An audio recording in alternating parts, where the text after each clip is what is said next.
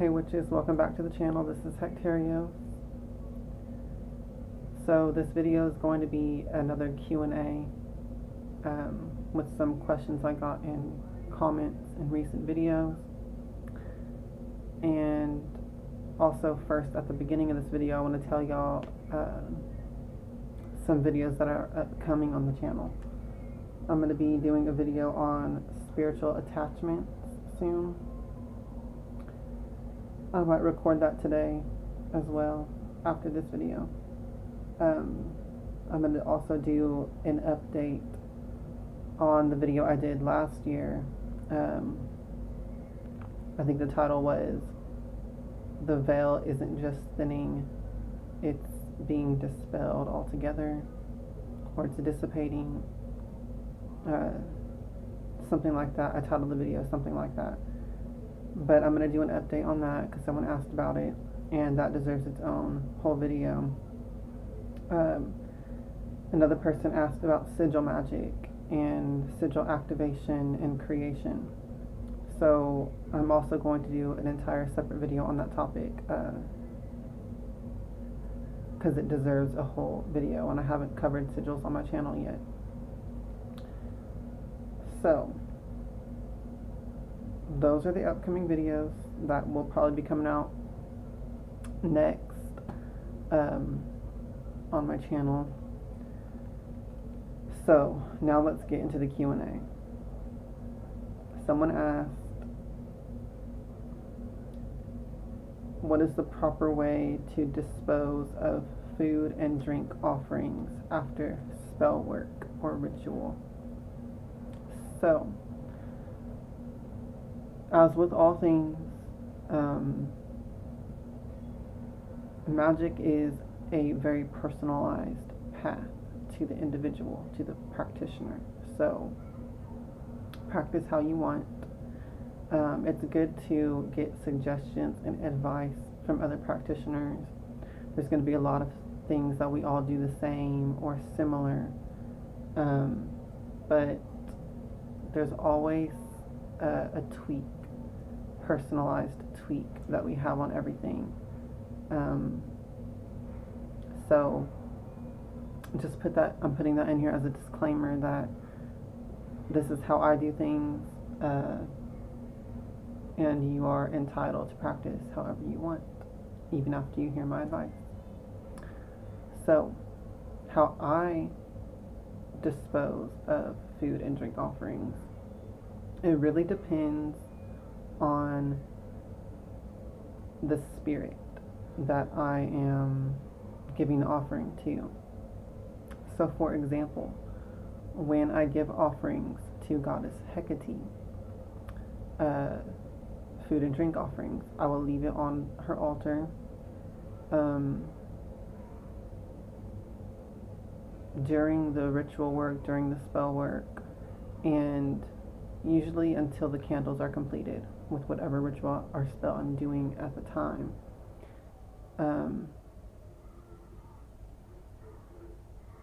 Well, not always. If it's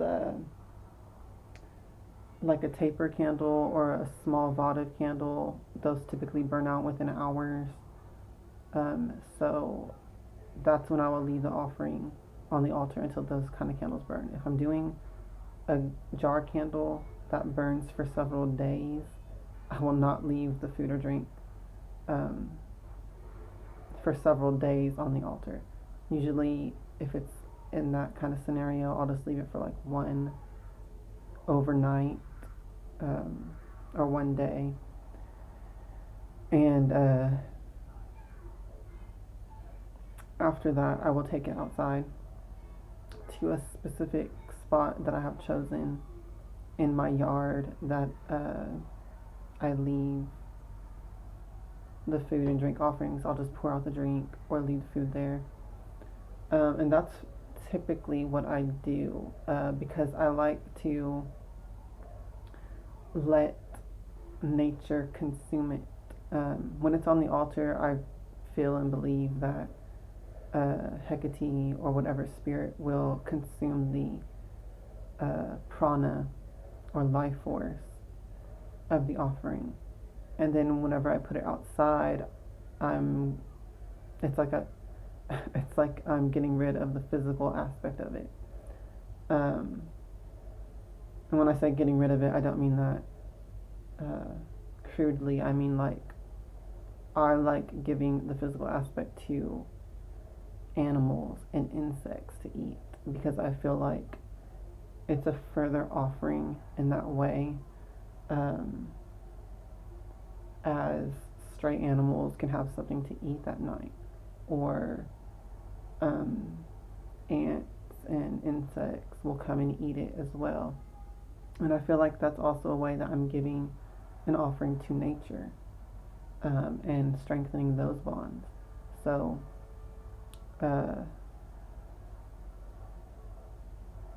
with the local spirits of like my property, the land where I live on, when I'm talking about giving offerings in my yard. Now, there are also times when I will take food and drink offerings to the crossroads and leave it there. It really just depends on what kind of ritual I'm doing, what kind of spell work I'm doing, and how the whole process goes. So, for example, what I mean by that is sometimes I do spells and rituals on my home altar. Sometimes the ritual itself that I'm doing is going to the crossroads, leaving an offering, saying a petition there, and then leaving. Sometimes that is the whole ritual that I do. So, it really just depends. In that regard, it's like you're not really having to dispose of the offerings and drink after the ritual, after the spell, whatever. It's actually giving the offering there at the crossroad is the ritual. So that's how I do on that regard. Now, when it comes to other spirits, I also work with Papa Legba, and it's kind of the same with him, but I also more prefer to take his offerings to the crossroads.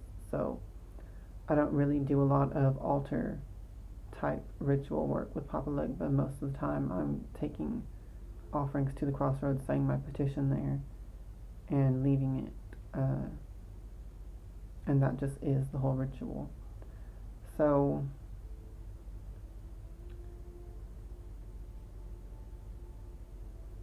also sometimes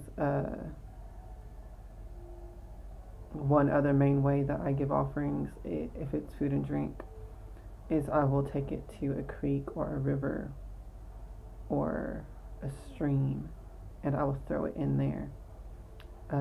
And depending on what kind of ritual I'm doing, I will either throw the offering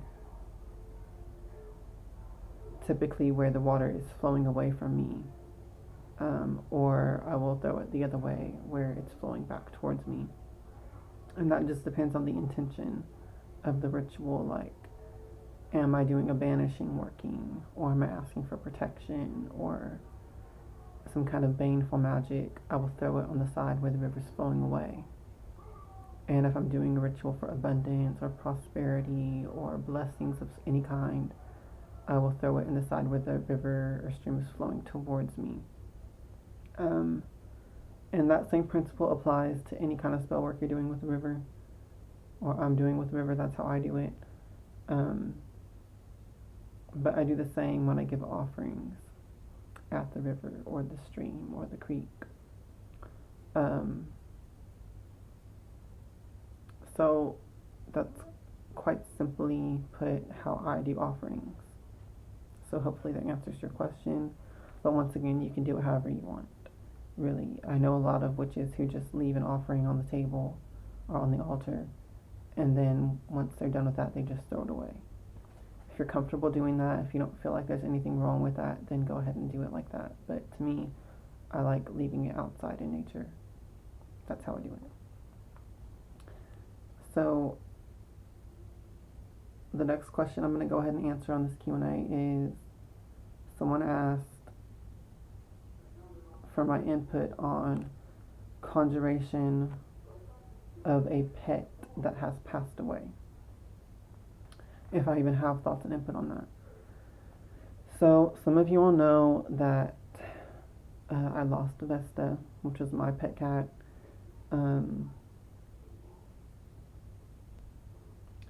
I talked about that in the video I did on familiars. It's going on a year since I lost her, so sorry, I'm trying to focus.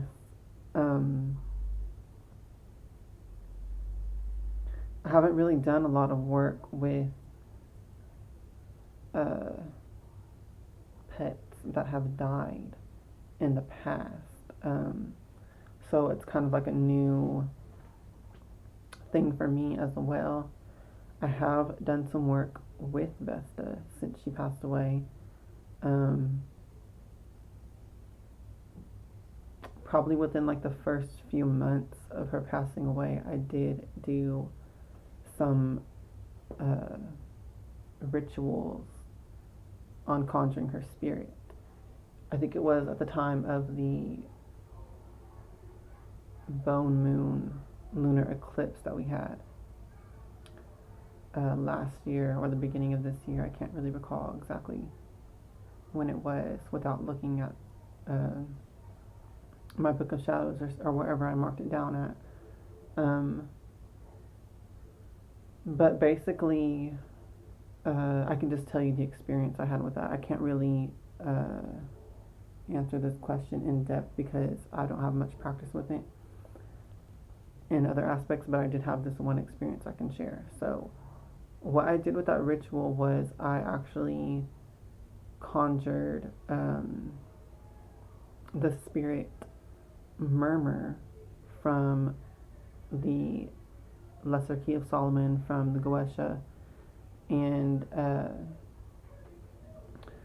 I did a whole ritual conjuring that spirit and asking it to conjure, because that spirit is a spirit of necromancy and working with dead. So you work with Murmur in order to do necromancy. That's how I did it. So I did a conjuration to Murmur, and I included some of Vesta's belongings, object links to her on the altar that I did that work with. And I by no means did it traditionally. You guys know me. I don't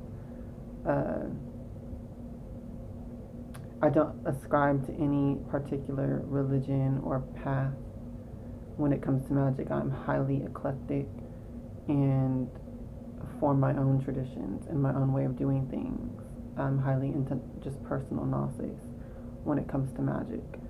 So what I actually did was I had this small table, and I drew Murmur's sigil on there with chalk, and then I set all of the items on top of it and candles in the four quarters around it. And I just called on Murmur with my own words in my own way, and requested what I wanted help with, which was to connect with Vesta's spirit and engage with her. So I did that ritual once again on the bone moon lunar eclipse, and immediately within, I think I kind of touched on this in one of my videos already, but immediately within that night and then the next 2 nights, I had experiences. And I had these experiences when I was in that in-between state between being asleep and being awake. Like whenever you're laying down and you're falling asleep, or whenever you first wake up, It's called the hypnagogic state. It's the same state that you get in when you get sleep paralysis, only sleep paralysis is more characterized by waking up in that state and then having some sort of experience. Usually it's a fearful one for most people who don't do it intentionally. But I've had that experience a lot in my life, the sleep paralysis thing, so I know what it is. I don't get scared when it happens, and I actually use it as a way to go on astral projections and to trigger lucid dreaming and stuff like that. Or, in the case of this example I'm talking about with Vesta's spirit, I also use it as a way of interacting with spirits and demons and jinn and different deities and different things like that. So, basically, I was falling asleep, I think, the first night. Immediately after the ritual, well, not immediately, but within like an hour or so after the ritual, I went to sleep. And I was falling asleep, and I kind of got disturbed from fully falling asleep, and I was in that state, hypnagogic state, and I felt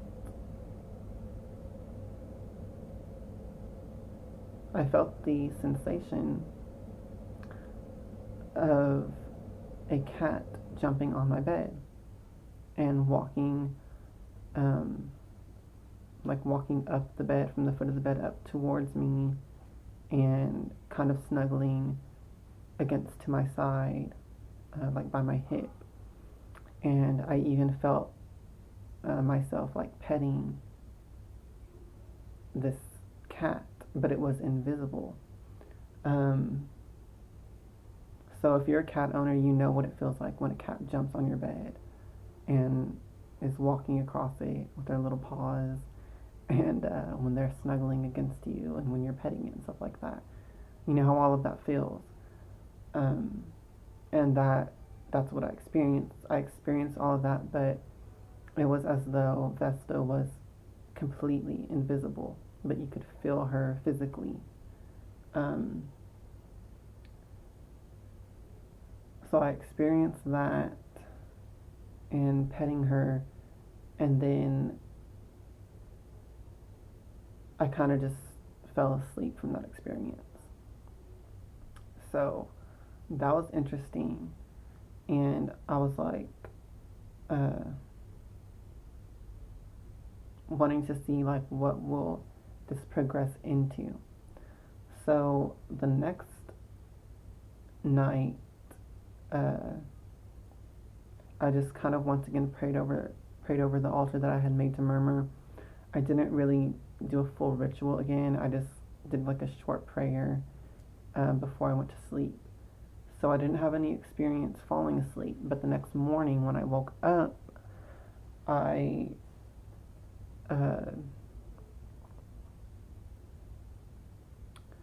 once again felt the sensation of a cat being on the bed, and this time, once again, this is in the morning when I was waking up, I felt it like crawl on me and come up like here on this area facing towards me as I was laying down. And this time I did see a spectral cat form, and it didn't look like, this is actually a kind of creepy way that it looked, to be honest. If I'm being completely honest about it, it actually looked rather creepy. But at the same time, it didn't scare me because I knew I was expecting this. Like, I knew I had done the ritual to summon her spirit. So I didn't get scared or feel any kind of fear or anything, but it did have like this really ghastly, ghoulish, creepy look. And what it was, it looked like a cat, but without any fur. It had pale white flesh, and the eyes were a pale, ghostly, shining blue color. And it also kind of looked decayed, like a zombie kind of. There was no fur on the flesh, and it was really pale and white, and there was like spots where you could see bone and tissue. It wasn't like gory, like bloody or anything, but you could see like the bones and stuff in certain spots and patches on the flesh. And I didn't, like I said, I didn't react negatively to it. I just knew I was conjuring her spirit and etc. So I saw and felt her crawling up like to this area, and I once again just petted her, and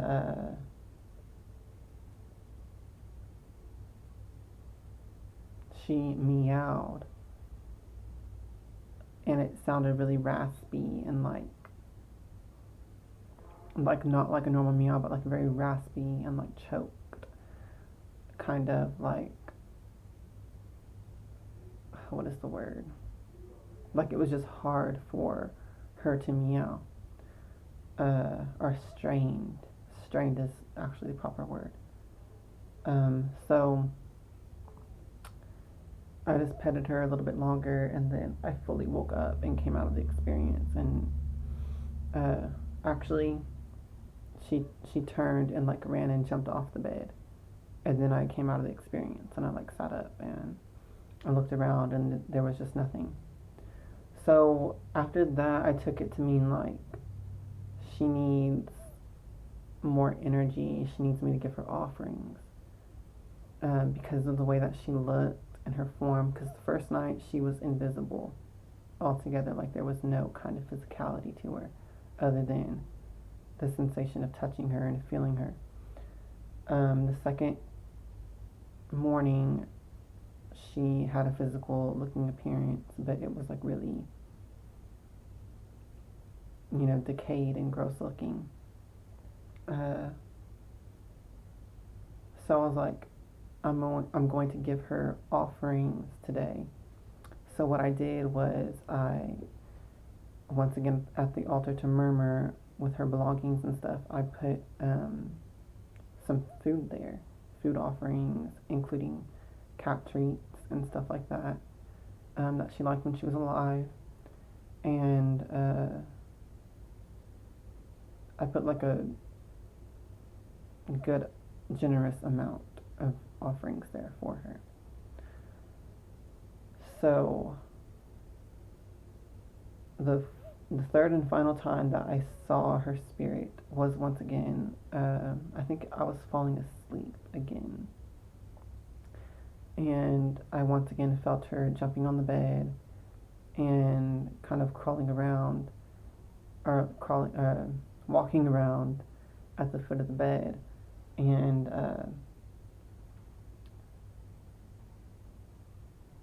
it felt like she was visiting me, but at the same time it felt like she wanted to move on.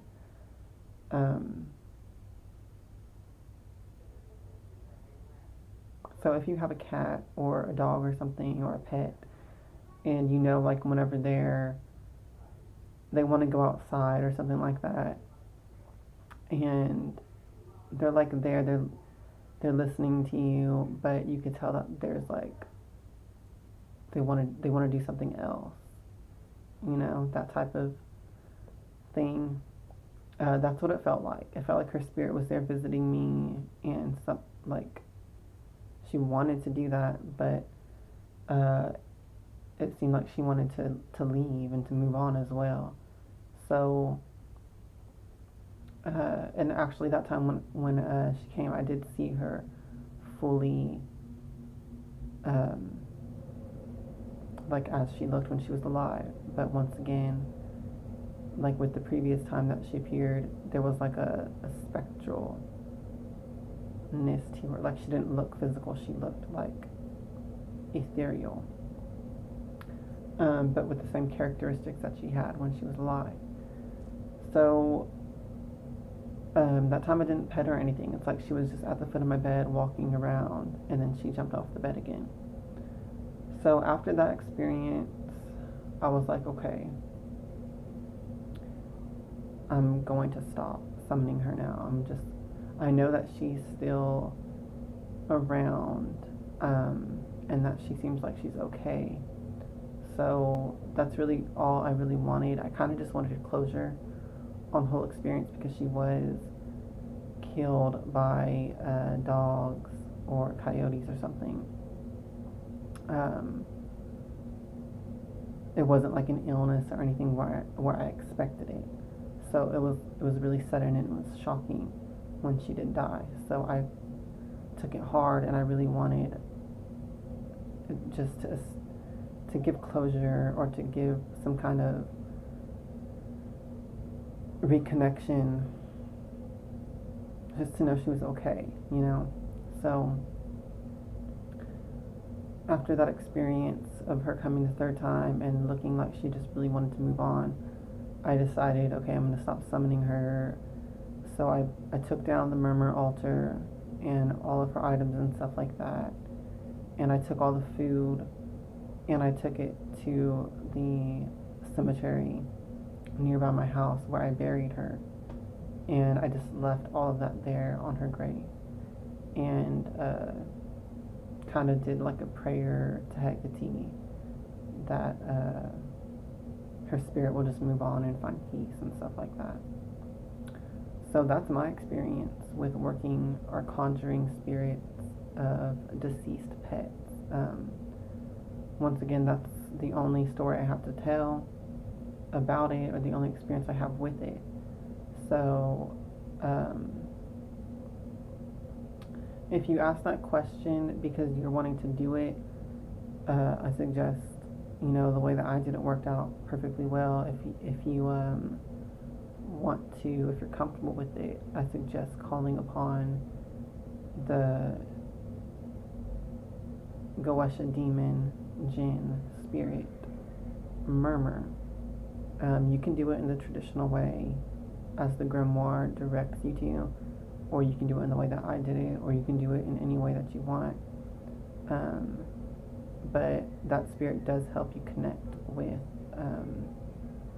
the dead. It could also be deceased people. It doesn't have to be a pet, but that spirit helps with necromancy in general. So that's my experience with that. Hope I answered your question. The next question and the final question for this Q&A, someone asked, is it possible to break a curse that was done with a voodoo doll? And if so, how do you break that curse?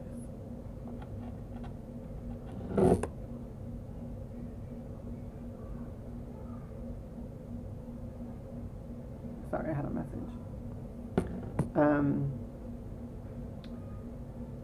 Well,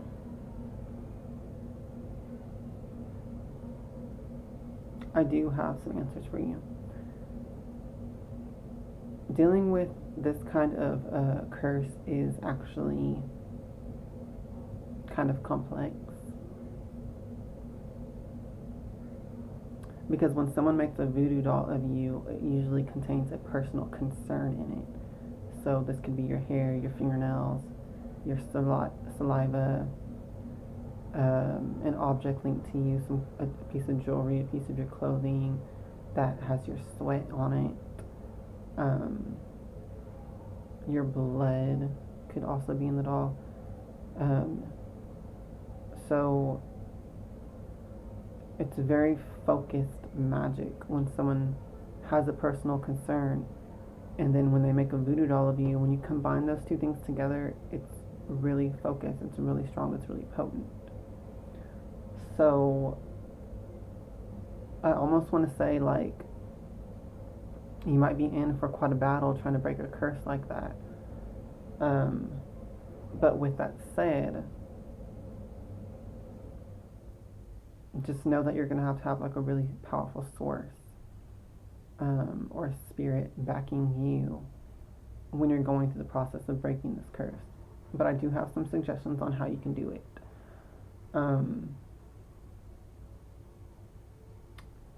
You're going to have to be really cunning and witty when you're going about this type of magic or dealing with this type of curse. So one suggestion I have for you is, in turn, make a voodoo doll of the voodoo doll that is of you to begin with. So your enemy made a voodoo doll of you, okay? What I want you to do is, or what I suggest you to do is, you make a voodoo doll of that voodoo doll. Not of yourself, not of your enemy. Make a voodoo doll of the original voodoo doll that was made of you, okay? So you would just go about that in the same way that you make a voodoo doll. Use your own hair, use your own personal concerns in the construction of it. But put the intention that this is a voodoo doll of the original voodoo doll that was used against me. Okay. So then what you're going to do is take the voodoo doll that you have created, which is a representative of the original voodoo doll that your enemy created, and do some sort of a binding spell on it. So once again, just remember that the voodoo doll that you're creating is not a representative of you. It's a representative of the voodoo doll that was made to curse you. So take that and bind it. Take like white cord or black cord or bow and wrap it around the doll, and put your focus on neutralizing the curse that was done to you through that doll. So if you're doing the spell for someone else, of course, then use their personal concerns on the doll. And once again, when you're doing this, make sure that you have a pretty powerful spirit helping you in that process. You could call on different deities to help you. I would suggest call on deities to help you with this magic.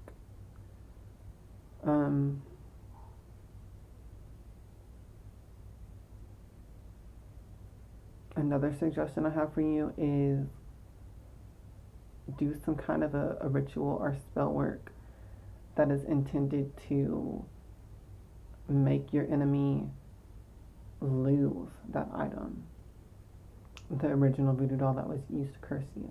You can cast spells and do rituals and send out spirits to steal that doll or just make it get lost or misplaced somehow. And that will prevent them from doing any further work on the doll. And if they only had like one object linked to you and they put it in that doll, then they're not going to have another object linked to you, unless you're not cautious of, you know, your personal concerns. You have to be very conscious of where you shed your hair and your fingernails and stuff like that, where you leave your saliva and things. People can get a hold of it quite easily if you're not conscious of how you dispose of that stuff. So make sure that you are, and you know, this suggestion isn't really going to stop the curse, but it will prevent them from doing any further work. I still recommend you do my first suggestion and make your own voodoo doll of the original voodoo doll that you can then do your own work on to counteract and neutralize what they've done to you. So hopefully that works out for you. But that would be my suggestion, and hopefully, that answers your question as well. So that's going to be all for this Q&A. Once again, if you have any questions that you would like me to answer in future Q&As, leave that in the description box. Leave that in the comment section. And see the description box for links to how you can contact me for spell work services, tarot readings, and personal talismans and jewelry and stuff like that I would create.